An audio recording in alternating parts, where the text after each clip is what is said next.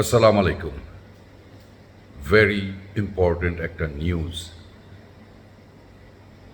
কিছুক্ষণ আগে আজকে আপনারা লাইভেও দেখতে পারবেন অন্যান্য চ্যানেলে যে ইরান জর্ডানে প্রিন্স হাসান এয়ারবেজে অ্যাটাক করেছে, যেটা সবচেয়ে ইম্পর্টেন্ট আমেরিকার সবচেয়ে ইম্পর্টেন্ট এই এয়ারবেজটা, যেখান থেকে আমেরিকা সব কিছু অপারেট করে। ইম্পর্টেন্ট একটা জায়গায় ইরান এই এয়ারবেজ, প্রিন্স হাসান এয়ারবেজে এটা উড়িয়ে দিয়েছে। ওয়ার সিরিয়াসভাবে এখন লাগছে, কারণ আমি গতকালও একটা ভিডিওতে বলেছি, খামেনির জানাজার পর তারা কসম নিয়েছে যে যারা ইরানের মানুষকে মেরেছে, অত্যাচার করেছে, তাদের নেতাকে মেরেছে, তারা ছাড়বে না। এবং সবচেয়ে আরেকটা মজার ইন্টারেস্টিং একটা ব্যাপার, সিএনএন একটা রিপোর্টে আমি দেখলাম রাশিয়ার একটা 214 PU একটা প্লেন ইরানে ল্যান্ড করেছে।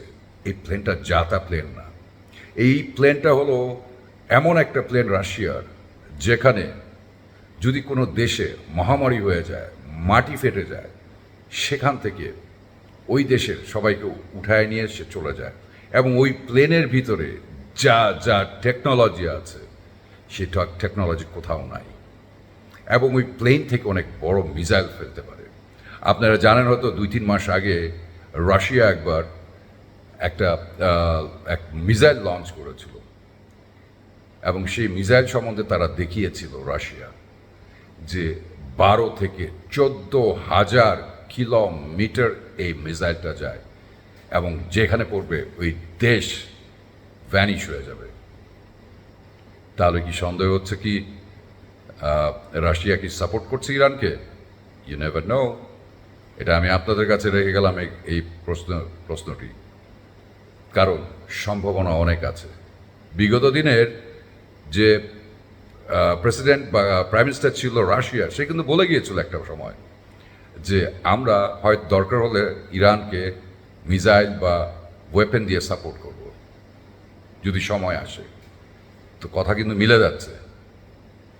এই 214 PU এয়ারলাইন্সটা, যে এয়ারপ্লেনটা ল্যান্ড করেছে ইরানে, এটা কিন্তু চারটিখানি কথা না, দেয়ার মাস্ট বি সামথিং।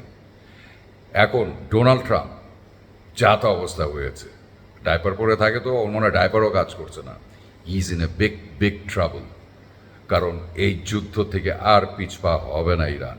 ওই দিক দিয়ে ইরান হরমুজ বন্ধ করে দিয়েছে। কোনো তেল কোথাও কেউ নিতেও পারবে না, দিতেও পারবে না, সব বন্ধ।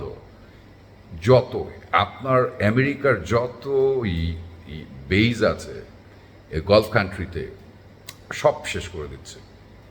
ইম্পর্টেন্ট একটা ছিল যে লাস্ট জর্ডানে, দ্যাট হ্যাজ বিন ডেমলিশ, শেষ করে দিয়েছে।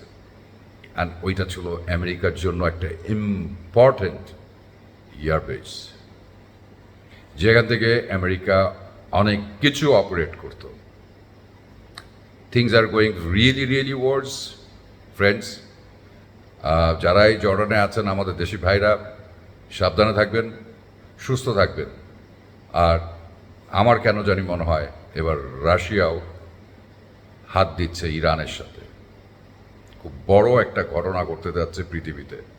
আমরা হয়তো দেশে বসে অনেক কিছু বুঝতে পারছি না, আমরা বন্যা নিয়ে ব্যস্ত, অনেক কিছু নিয়ে ব্যস্ত। আমাদের জন্য এটাই অনেক বড় জিনিস, বন্যাটা।